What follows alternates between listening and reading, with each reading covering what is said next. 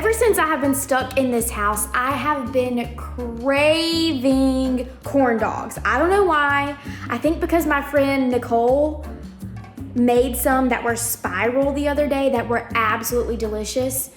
That ever since then, I've just been thinking about them all the time. And so I just decided I might as well just go ahead and make them. I did a quick search on the Southern Living website. We don't have a very recent recipe for corn dogs or a video touching on them.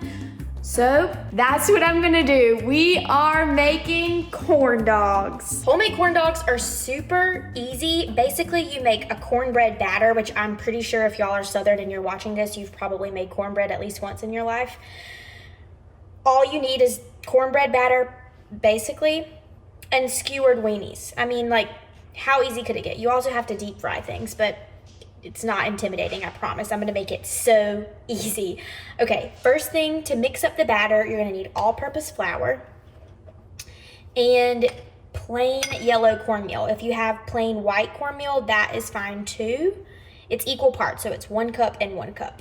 If you don't have plain cornmeal and you have like self-rising cornmeal mix, which I think a lot of people use for like corn muffins or cornbread, that's okay too. Just skip these next 2 ingredients.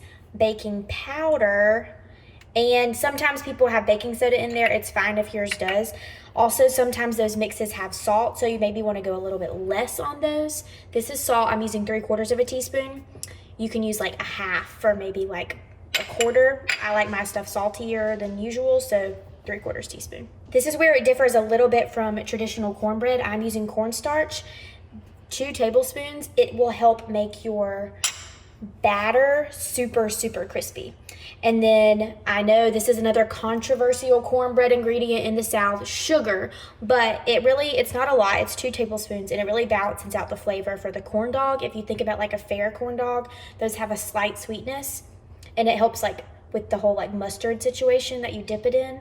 So sugar, plain granulated, 2 tablespoons. Then you need 1 egg, lightly beaten, and 1 cup of whole buttermilk. You want this batter to be very loose, but not so loose that it falls off of the hot dogs. So I'm starting with a cup of buttermilk, and then I'm gonna look at the consistency of my batter and see if I need just a touch more. I might need 1 1/4 cup. Here's the thickness of my batter with the 1 cup of buttermilk. It's super thick. I might even add up to a full cup more. I'm gonna add it like in 1/4 cup increments just to see how much I'll need. Adding in 1/4 cup first. See where I'm at. Always better to add less than you need because you can always add more. You can't really take it away once you put it in. Yeah, I'm definitely gonna go with the full 1/2 cup. So far I'm up to 1 1/2 cups of whole buttermilk. Yeah, this is looking good. It's like thicker than pancake batter for sure, but not so thin that it's just gonna fall off of my weenie.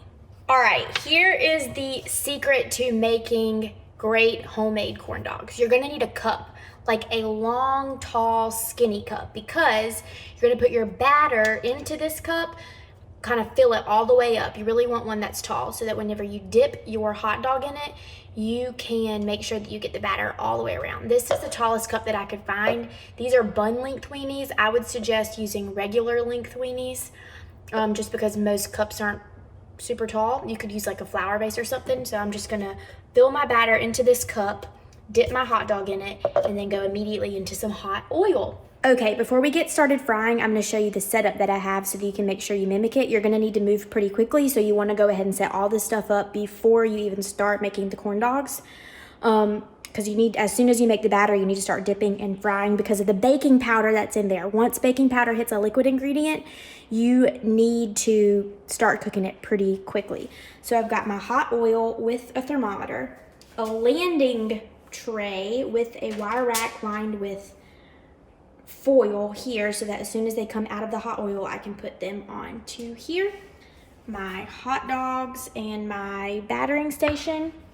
And I am ready to go. I'm gonna show you how I batter one, and then I'll set up my overhead camera so we can watch the whole frying process. Alrighty, in we go. Dipping it in, coat it really good, and then straight into hot oil. I can't wait to eat these corn dogs. Look at all my corn dogs. I am so excited about eating these. They took about 2 minutes at 350 degrees in the fryer. Some are like more evenly golden. These are my proud possessions. They're perfect. Some got a little bit more brown because my oil got too hot. It's totally fine. I like to keep a thermometer so that I know what temperature I'm frying at. I cannot wait to eat these. All right, y'all, moment of truth on my corn dog. This is the comeback sauce that I made earlier, which is perfect for this corn dog. Also the honey mustard that I made. Oh my gosh, so good.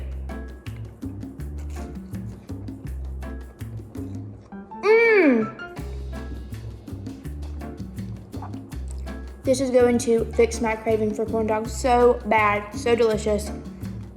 Be sure to subscribe to this page so you never miss a recipe. And you can follow me on Instagram at Odom if you're not already. If you're watching on Instagram, you can swipe up for the recipe, or if you're watching on YouTube, the recipe will be in the description. I'll see y'all next time.